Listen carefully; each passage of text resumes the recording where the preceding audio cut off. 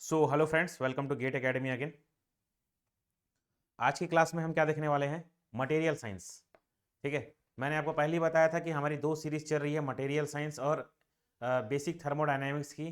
तो जो भी स्टूडेंट जो होता है यूपी पीएससी एई के लिए अगर है एग्ज़ाम दिलाने के लिए और आप सिलेक्शन ही चाहते हैं, तो माय डियर फ्रेंड्स आप जाइए और आपके लिए जो है लेक्चर वाइज जो है आप सोचिए कि एपिसोड वाइज जो हो है आपका लेक्चर जो है आपके यूट्यूब चैनल पर अपलोड है।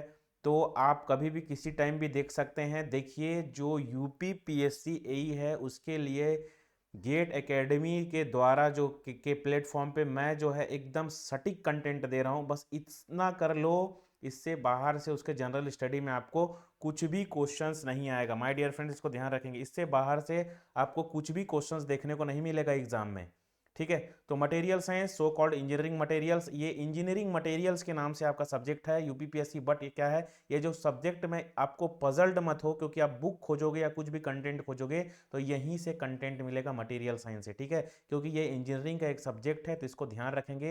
ये यूपीपीएससी, मैं बार बार बोल रहा हूँ, यूपीपीएससी एई के लिए बेहद महत्वपूर्ण सब्जेक्ट आपके एग्ज़ाम के पॉइंट ऑफ व्यू से, और यही सारे वो सब्जेक्ट हैं जो आपको एग्ज़ाम में रैंक दिलाएंगे। ठीक है, तो इसीलिए जितना कंटेंट यहाँ पर बताया जा रहा है आप वीडियो को प्रॉपर देखिए, नोट्स बनाइए। इसके बाद जब हम एमसीक्यू क्वेश्चंस करेंगे आप देखेंगे कि आपसे क्वेश्चन जो होता है ईजिली जो है आपके क्वेश्चंस लगेंगे। ठीक है, नाउ द नेक्स्ट वन।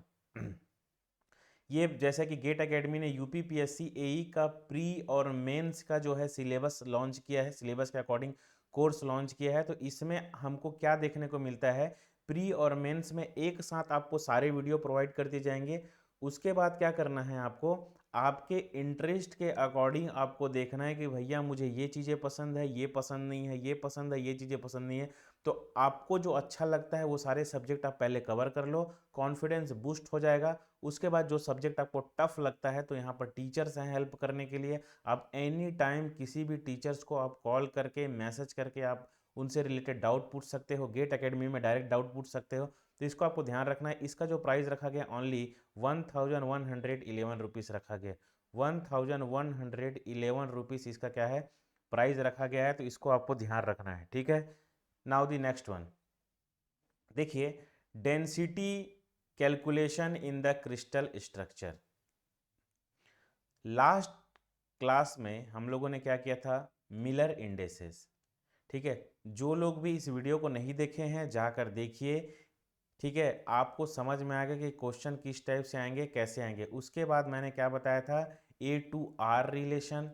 ठीक है, atomic packing factor, coordination number, किसके लिए, ये एफ सी सी सी, बी सी सी सी और एच सी पी के लिए, ये सारी चीज़ें मैंने आपको बताया था। ठीक है, तो इसको ध्यान रखेंगे, बेहद इंपॉर्टेंट, बेहद महत्वपूर्ण चीज़ लास्ट क्लास में हम लोगों ने किया है। ठीक है, तो जो लोग भी इस वीडियो को नहीं देखे हैं उसको जाइए प्लीज़ देखिए, आपको समझ में आएगा कि क्वेश्चन किस टाइप से आते हैं और क्वेश्चन जो होता है एग्जाम में कैसे पूछे जाते हैं। नाउ द नेक्स्ट वन हम देखते हैं। नेक्स्ट कंटेंट हम ले रहे हैं यहाँ पे मटेरियल साइंस में। The name of the content is what, density calculation in crystal structure. Density calculation in crystal structure. ठीक है, अब ये है क्या चीज़, ये क्वेश्चन डायरेक्ट आया है। ठीक है, डेंसिटी देखो, अब इसमें जब डेंसिटी की बात करते हैं, क्या वो यूनिट सेल की डेंसिटी की जब हम बात करते हैं, ये सेल्स है।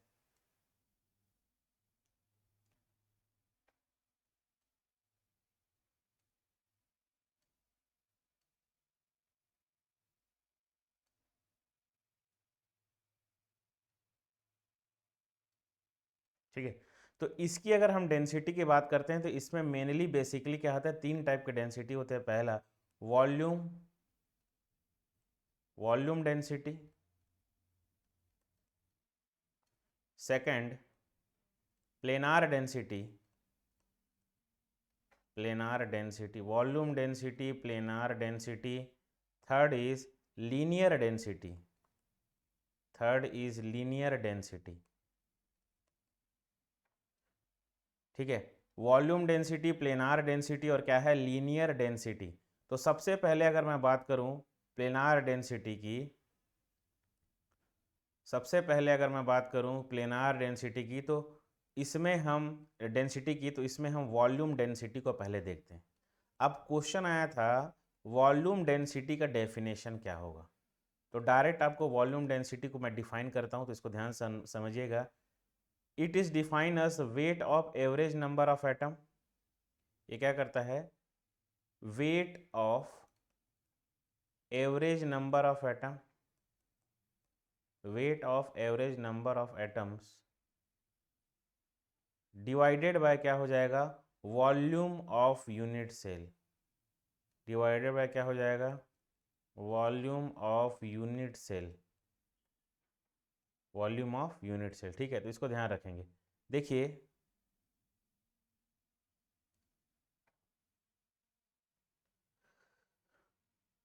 अब देखना, weight of average volume of unit cell, now wait of average number of atom, weight of average number of atom को क्या, वॉल्यूम ऑफ यूनिट सेल हो गया, तो wait of average number of atom को क्या लिख सकते हो आप, wait of average number of atom,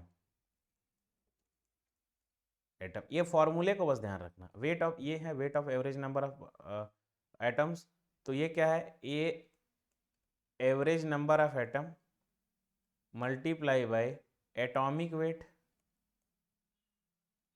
atomic weight divided by क्या होता है, 6.023 into 10 Avogadro number 23 divided by क्या होता है, volume of unit cell, volume of unit cell. ठीक है, मतलब weight of average number of atom क्या होगा, ये जो है ये यहाँ से यहाँ तक क्या है, ये wait of average number of atom है। ठीक है, किसी एग्जाम में ये क्वेश्चंस आया हुआ है कि wait of average number of volumetric density का फॉर्मूला क्या होगा, तो इसको ध्यान रखना ये। ठीक है, वॉल्यूम ऑफ यूनिट सेल की वैल्यू क्या लिखा रहेगा पता है आपको, ए क्यूब दे दिया रहेगा, ए क्यूब दे दिया रहेगा, इसको याद रखिएगा, ए क्यूब डायरेक्ट दे दिया रहेगा। ठीक है, और अगर बीसीसी है, अब यहाँ पे देख लीजिए, अगर बीसीसी है तो ए का ए टू आर रिलेशन क्या, 4r/√3, तो इस पूरे का क्यूब भी दे देगा, ये भी दे देगा, यहाँ से आपको पजल्ट कर देगा। ठीक है, तो इसको आपको ध्यान रखना है, इसको आपको क्या करना है, ध्यान रखना है। वॉल्यूम डेंसिटी, ये समझ में आ गया क्या, ये चीज़ weight of average number of atom. ठीक है, तो इसको आपको क्या करना है, ध्यान रखना है। Second things, planar density, second things क्या है, प्लेनार डेंसिटी। सबसे पहले हम देखें वॉल्यूम डेंसिटी, उसके बाद हम लोग ने क्या देखा, प्लेनार डेंसिटी। देखिए second one, planar density, planar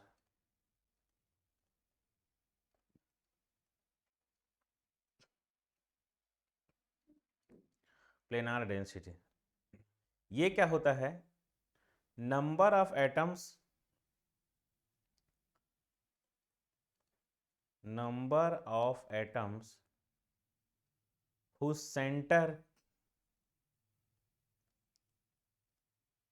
whose center of intersected, whose center of intersected for unit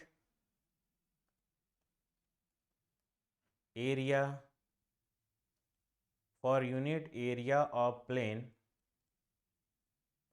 under consideration, under consideration।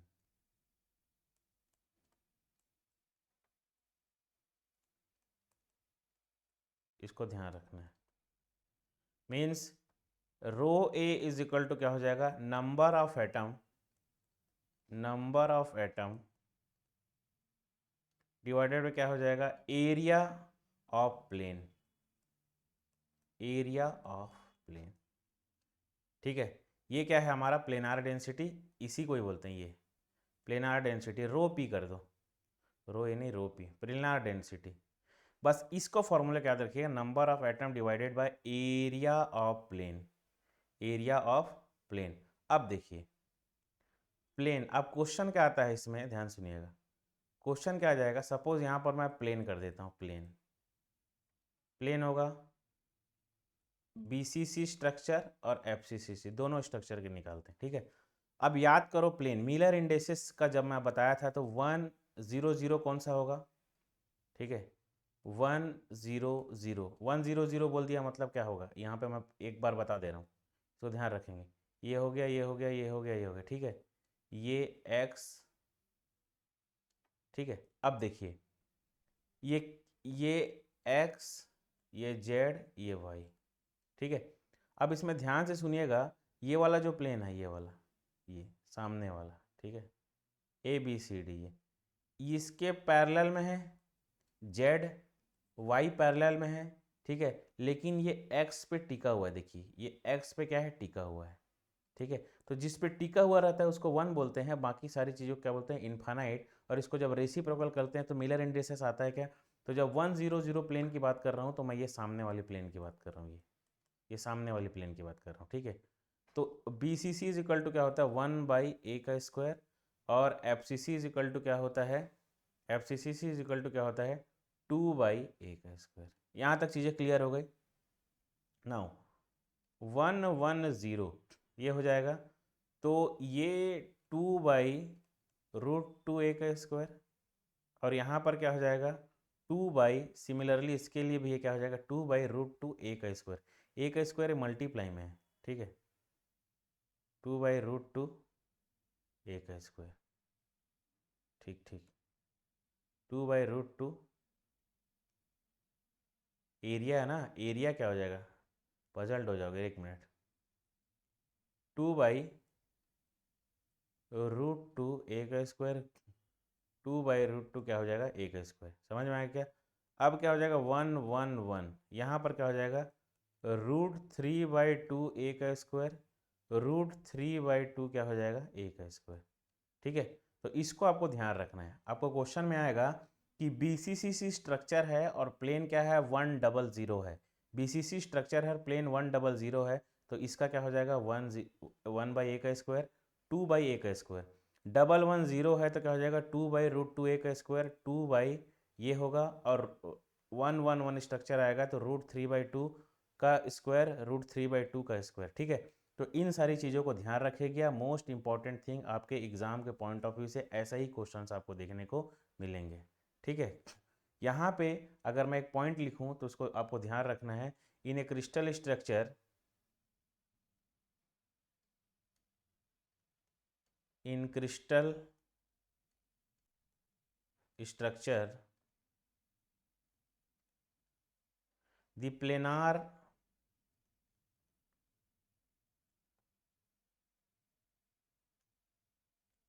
in a crystal structure the planar having highest value, the planar having highest value of planar density, in a crystal structure the planar having highest value of planar density are called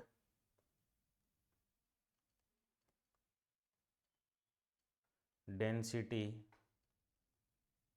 are called इसको क्या बोलते हैं, closed packed plans, closed packed plans, ठीक है। ये चीज़ें समझ में आया क्या। जब डेंसिटी हाई है प्लेनार डेंसिटी की तो आपको क्या समझना है, ये कौन सा है, क्लोज्ड पैक्ड प्लेन्स है, ठीक है। Now closed packed planes are closed packed planes are slip plane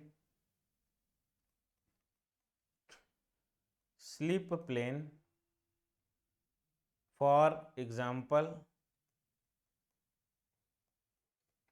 for example in BCC structure,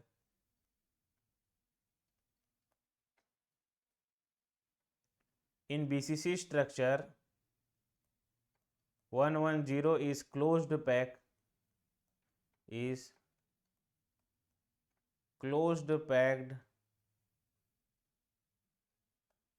plane whereas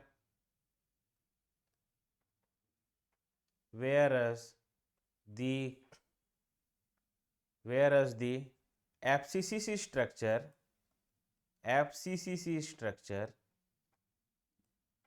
111 is a closed packed plane.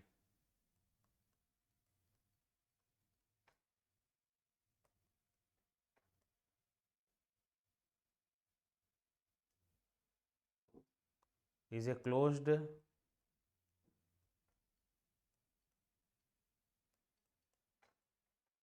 ठीक है। यहां पर दो चीज आपको ध्यान रखना है, इसमें आपको क्या करना है, दो चीज आपको ध्यान रखना है। सबसे पहले एफसीसी स्ट्रक्चर, अगर आपको क्वेश्चन दे देगा Miller indices 111 what will be the structure, तो आपको ध्यान रखना क्या, एफसीसी स्ट्रक्चर, ठीक है। Highest plane density are called closed packed plane, ठीक है। Plane are having the highest value of the plane density closed packed, इसको ध्यान रखना है।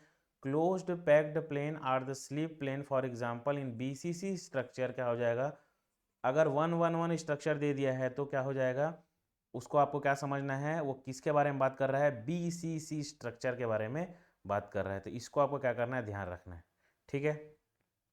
Now the next one, linear density, linear density,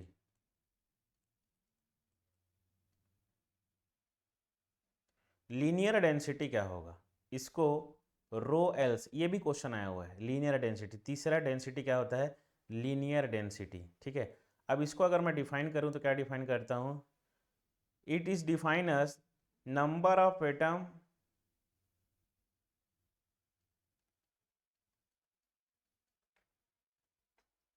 it is defined as the number of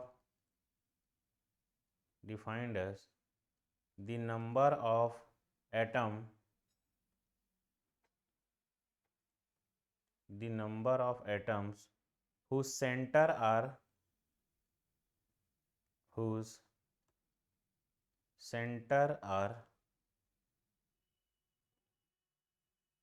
intersected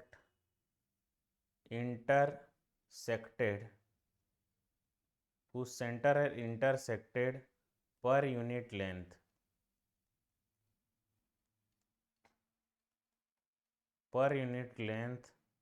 of a direction vector. इसमें आपको क्या ध्यान रखना है ये मैं बता रहा हूं, डायरेक्शन वेक्टर, ठीक है। मतलब number of atom whose centre are intersect per length of a directional vector, ठीक है। तो रो एल को अगर आप डिफाइन करोगे तो क्या हो जाएगा, नंबर ऑफ एटम्स, ये डायरेक्ट आउट क्या आएगा, number of atoms divided by length of direction,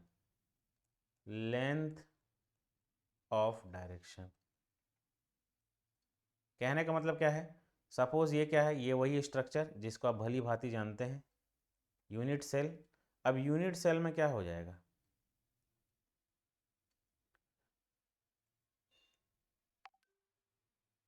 unit cell में क्या होगा, देखिए ये एटम्स होंगे, ये होगा, ये होगा, ये होगा, ये होगा, ठीक है। तो यहां से जो यहां तक का डिस्टेंस है, यहां से जो यहां तक का डिस्टेंस है उसी को हम लोग क्या बोलते हैं, ए। यहां से तो यहां तक का डिस्टेंस क्या बोलते हैं हम लोग, ए।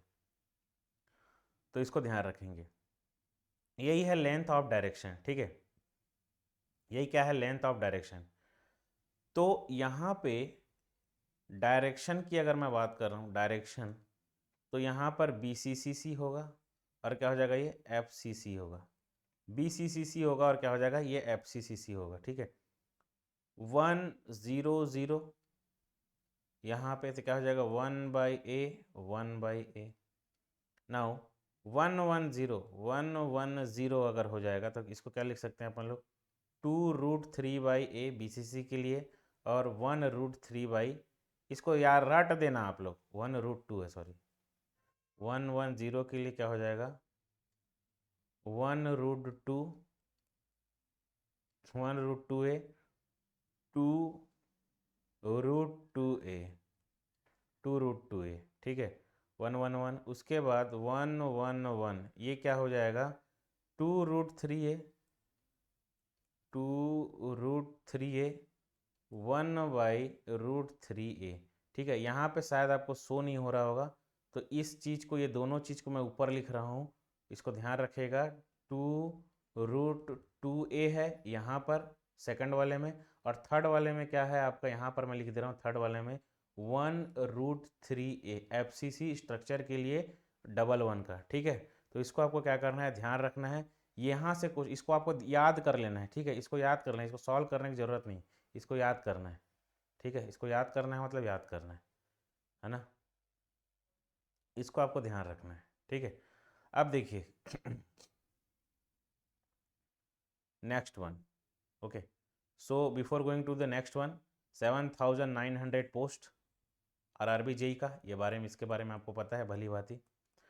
इसमें आप देखेंगे कि इसमें गेट एकेडमी ने कोर्स लॉन्च किया है CBT 2 के लिए, आप देख लीजिए, और CBT 1 CBT 2 ये किसके लिए 2025 के लिए CBT 1, क्योंकि ऑलरेडी CBT 1 का एग्ज़ाम हो चुका है। तो जो लोग 2025 में CBT 1 दिलाना चाहते हैं उनके लिए ये कोर्स प्राइस रखा गया है। ठीक है, यहाँ पर क्या है CBT RRB जेई जो है CBT 2 की अगर मैं बात करूँ तो यहाँ पर आप देख लीजिए कि ये देखो जिनका CBT 1 अच्छा गया है वो CBT 2 के लिए तो जाएंगे ही जाएंगे। तो जो CBT 2 के लिए जब अगर आप जा रहे हैं तो आपका कॉन्सेप्ट क्लियर होना चाहिए इन एवरी एक्सपेक्ट, तभी आप सारे क्वेश्चंस क्या है इजीली लगा पाओगे, नहीं तो क्या कर पाओगे, आप एग्ज़ाम से आउट हो जाओगे। ठीक है, आप एग्ज़ाम से क्या हो जाओगे, आउट हो जाओगे, तो इसका ध्यान रखना है ना, आप इसका ध्यान रखना। एग्ज़ाम से आप बिल्कुल आउट हो जाओगे माय डियर फ्रेंड्स, बिल्कुल एग्ज़ाम से क्या हो जाओगे, आउट हो जाओगे। तो इसके लिए आपको करना क्या है, गेट एकेडमी के वेबसाइट पर जाना है, CBT 2 के कोर्स को अवाइल करना है। Concept clear, crystal clear concept के साथ आपको ये सारी चीज़ें इसमें एग्ज़ाम में देखने को मिलेगी, आप बहुत बेहतर कर पाएंगे एग्ज़ाम में, पूरा वीडियो देखने के बाद, नोट्स बनाने के बाद, क्योंकि क्वेश्चन इससे बाहर से कुछ भी नहीं आने वाला है। तो इसको आपको क्या करना है, ध्यान रखना है, बेहद महत्वपूर्ण चीज़ आपके एग्जाम के पॉइंट ऑफ व्यू से। ठीक है, जैसे कि मैंने बताया था वॉल्यूम 2, वॉल्यूम 1 में क्या है, आपको थर्मल के सब्जेक्ट है। इसमें आपको क्या, थर्मल के सब्जेक्ट मतलब RAC HMT IC इंजन, ये सारी चीज़ें हैं। ठीक है, और इसमें क्या आपको मिल रहा है, design production, number of pages, सभी सब्जेक्ट के लिए इतना नंबर ऑफ पेजेस रखा गया है, इंडिविजुअल आप देख सकते हैं।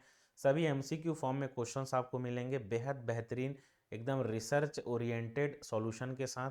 तो आप क्या कर पाएंगे, अपने एग्ज़ाम को बेहतर कर पाएंगे, और जो आपका कॉन्सेप्ट छूटा हुआ है उस कॉन्सेप्ट को क्या है फिल अप कर पाएंगे, जो गैप है उसको। तो उसको आपको क्या करना है, ध्यान रखना है। ठीक है, now the next one, the most important and my favourite, RRB JE navigator E book CBT 2। CBT 2 के लिए RRB जेई नेविगेटर का ई बुक लॉन्च किया है, जिसमें फुली सॉल्व 4041 क्वेश्चंस है। ठीक है, जिसमें technical and non technical subject wise, technical and non technical subject wise previous year 14 year solve paper यहाँ पर आपको देखने को मिलेगा। तो यहाँ पर देखिए 333, यहाँ पर 333 रुपीज़ में ये चीज़ें आपको अवेलेबल है। तो मतलब जिनका एग्ज़ाम अच्छा गया है, जिनका एग्ज़ाम बेहद बेहतरीन गया है, तो इसको आप अवाइल कीजिए CBT 2 का एकदम मिनिमम प्राइस में। ये एक ई बुक है, आपको 4041 क्वेश्चन मिलेंगे, और आप सबको सभी क्वेश्चंस को वन बाय वन क्या है आपको लगाना है, ताकि आप एग्ज़ाम में बेहतर कर पाएँ। ठीक है, तो ये सारे इन्फॉर्मेशन आपको देना था, तो ये चीज़ें आपको क्या करना है, आपको ध्यान रखना है। Now the next one, number of slip, next चीज़ वहाँ तक, नेक्स्ट टॉपिक अब देखते हैं, नंबर ऑफ स्लीप। स्लीप मतलब बस इतना समझ जाओ, नंबर ऑफ स्लिप, ये स्लिप मतलब फिसलना और कुछ नहीं। स्लिप मतलब क्या होता है? फिसलना। कहने का मतलब क्या है कि सपोज सपोज क्या है, ये एक इसको आप क्या समझ सकते हो? आयरन का ब्लॉक समझ सकते हो। जैसे ही आप इसको हैमर करोगे तो क्या हो जाएगा? ये क्या हो जाएगा? ये इसका थिकनेस कम होना चालू हो जाएगा। थिकनेस कम होना चालू हो रहा है मतलब क्या होता है? स्लीप हो रहा है, बस। उसके एटम्स क्या हो रहा है? स्लीप हो रहे हैं, दैट्स ऑल, बस। इसी को स्लीप बोलते हैं, बस इसको ध्यान रखेंगे। ठीक है, मतलब किसी चीज का थिकनेस कम हो जाना, उसी को क्या बोलते हैं? स्लीप कम होना। थिकनेस कम होगा मतलब क्या होता है? स्लीप होना, मतलब नंबर ऑफ स्लीप। ठीक है, अब देखो उस स्लीप होना बोलेंगे, थिकनेस कम होगा उसको क्या बोलते हैं? स्लीप होना। अब नंबर ऑफ स्लीप कैसे पता करेंगे तो कितना हो जाएगा? ठीक है, तो सपोज ये आपका थिकनेस है, आप इसको हैमर करेंगे तो ये आपका मैक्सिमम थिकनेस स्लीप रहेगा। ठीक है, तो जैसे ही कम होता जाएगा स्लीप क्या होता जाएगा? डिक्रीज होता जाएगा। ठीक है, जितना का मेटल रहेगा वो क्या होगा? मैक्सिमम स्लीप रहेगा उसका। तो इसको आपको ध्यान रखना है। ठीक है, तो अगर मैं इस चीज को डिफाइन करूं कि स्लीप क्या है, तो इसको अब मैं बोल सकता हूं, देखिए, number of slip system, number of slip system defined as product of number of closed product of number of closed packed plane, number of closed packed plane and number of closed packed direction, closed packed direction, closed packed direction। ठीक है, so the number of sleep will be, number of sleep system will be, ये क्या हो जाएगा? Number of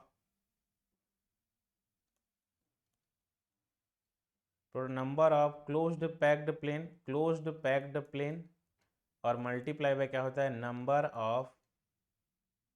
number of closed packed direction, number of closed packed direction. बस इस फॉर्मूले को ही बस याद रखना है। इस फॉर्मूले को बस आपको क्या करना है? ध्यान रखना है। ठीक है, ये जो फॉर्मूला है इसको बस आपको ध्यान रखना है, वेरी इंपॉर्टेंट चीज आपके एग्जाम के पॉइंट ऑफ व्यू से। ठीक है, नाउ द नेक्स्ट वन। अगर चीज़ों को थ्योरेटिकल वे में मैं डिफाइन करूं, चीज़ों को अगर मैं थ्योरेटिकल वे में डिफाइन करूं तो क्या डिफाइन कर सकता हूं? ध्यान से सुनिएगा। Number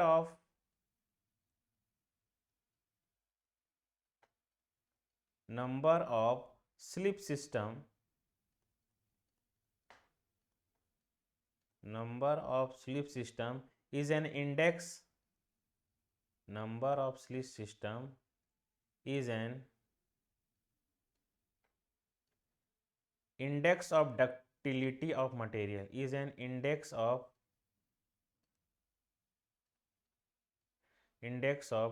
ductility, index of ductility of material। ठीक है, मतलब स्लीप सिस्टम क्या बताता है भैया? जो जितना स्लीप, जितना चादर चौड़ा होता जाएगा उसका स्लीप मतलब डक्टाइल होगा, सीधा सा बात है। दूसरा चीज ध्यान रखना, same second thing, generally more the number of sleep, generally more the number of sleep, generally more the number of sleep system, more the number of sleep system, more will be, more will be the ductility of the material, ductility of the material, more will be ductility of the material। ठीक है, इसको आपको ध्यान रखना है, बस यही चीज़ को आपको ध्यान रखना है। वेरी इंपॉर्टेंट चीज़, यहाँ पर दो चीज़ें आपको ये ध्यान रखना है। ठीक है, अब देखिए एक चीज़ और, material, it is found that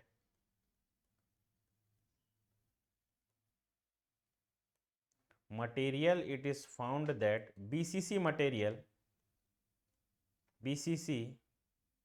materials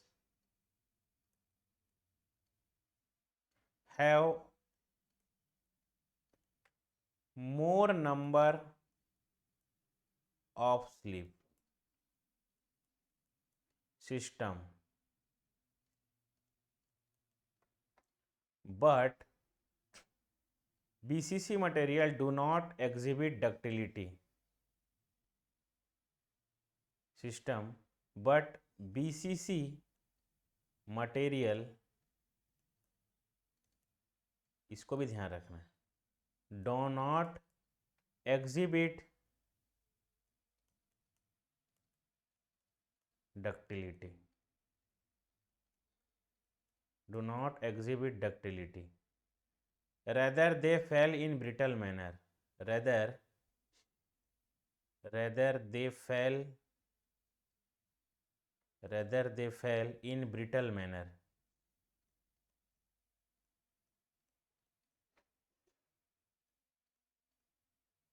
ठीक है, तो इसको आपको क्या करना है, ध्यान रखना है, इसको आपको क्या करना है, ध्यान रखना है, वेरी इंपॉर्टेंट चीज आपके एग्जाम के पॉइंट ऑफ व्यू से, तो इसको आपको क्या करना है, ध्यान रखना है, ठीक है। इसका रीजन बताऊं क्या क्या होता है। The reason for the brittleness in BCC solid is random orientation between neighbouring closed packed plane. याद रहेगा क्या, इसको लिख लीजिए। The reason of brittleness in BCC solid is random orientation between neighboring closed packed plane, ठीक है। So FCC material have less number of slip system than BCC material. FCC material exhibit better ductility because all the closed packed plane FCC systematic. अब ध्यान से सुनिएगा, मैंने आपको क्या concept बताया था कि भैया जितना थिकनेस ज़्यादा उतना उसका स्लिप ज़्यादा। समझ में आ गया क्या, मतलब वो डक्टाइल होने की कैपेसिटी ज़्यादा होगा उसका। समझ में आ गया। बट कब होगा, जब ओरिएंटेशन एटम्स के, समझ में आ गया, तो जो ओरिएंटेशन होगा ना, प्लेन के ओरिएंटेशन मतलब एटम्स के ओरिएंटेशन क्या रहना चाहिए, रेगुलर मैनर में होना चाहिए। लेकिन अगर इरेगुलर या ओरिएंटेशन जो होता है रैंडम है और थिकनेस ज़्यादा है, तो इसका मतलब ये नहीं है कि वो डक्टाइल ही होगा। बात समझ में आया क्या।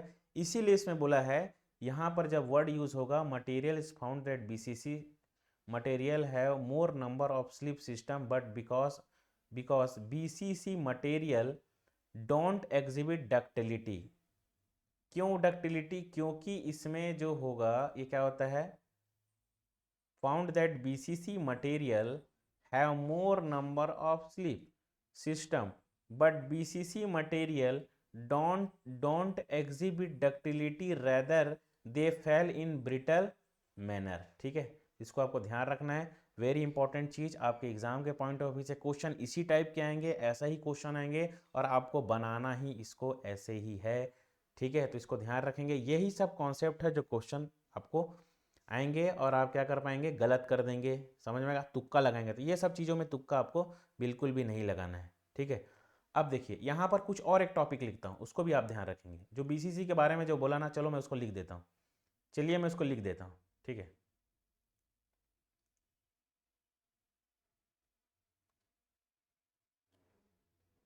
FCC material have less number of slip system. क्यों बोला है, क्योंकि उसमें ओरिएंटेशन अच्छा रहता है ना, रेगुलर मैनर में ओरिएंटेशन रहेगा, इसलिए वो थिकनेस कम दिखता है। इरेगुलर उबड़ खाबड़ रहेगा, अलग अलग तरीके से, यहाँ वाइड, यहाँ ये, यहाँ ये, यहाँ ये, यहाँ फिर वाइड, ऐसे इरेगुलर मैनर में रहेगा तो थिकनेस ज़्यादा दिखता है। तो थिकनेस ज़्यादा किस में दिखेगा आपका, स्लिप सिस्टम में, बीसीसी स्ट्रक्चर में। FCC material have less number of slip system, less number of slip system than BCC material. इसको आपको ध्यान रखना है मरते दम तक। ठीक है, जो सेकंड चीज मैं आपको बता रहा हूं, FCC material exhibit better ductility, exhibit material better ductility because all the closed packed plane, because all the closed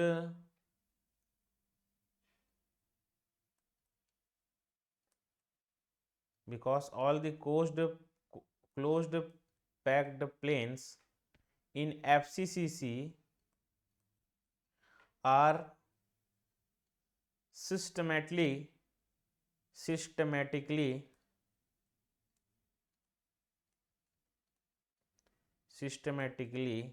aligned to facilitate active moment of dislocation,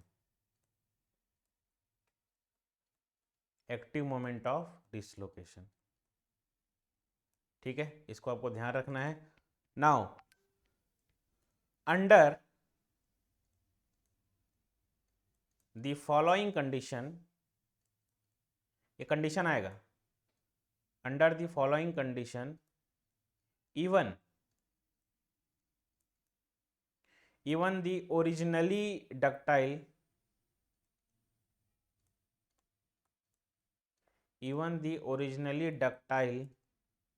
material undergoes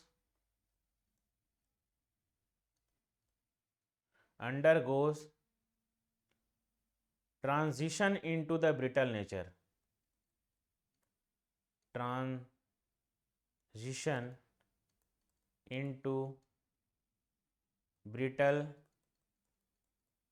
nature, brittle nature। First low temperature, इसको ध्यान रखिएगा पहला। दूसरा high strain rate,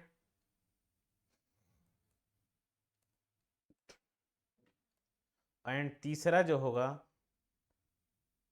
presence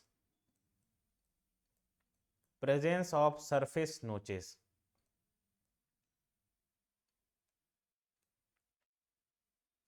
ठीक है, इसको ध्यान रखेंगे। ठीक है, तो ये है आपका ये चीज़ें आपको इसको ध्यान रखना है, वेरी इंपॉर्टेंट चीज़ आपके एग्जाम के पॉइंट ऑफ व्यू से, जो भी सारी चीज़ें यहाँ पर मैंने आपको बताया।